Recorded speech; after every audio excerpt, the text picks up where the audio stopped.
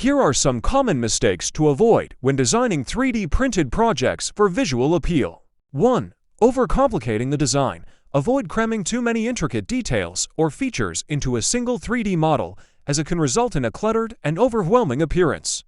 Keep the design clean, focused, and easy to understand at a glance. 2. Neglecting printability.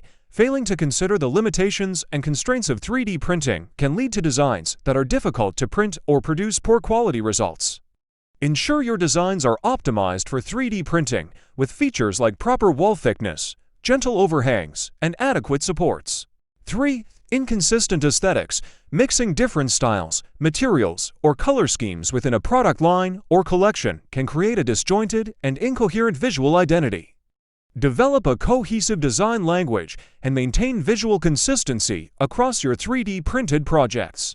4. Lack of attention to scale. Designing 3D printed projects at the wrong scale can result in models that appear disproportionate or out of place.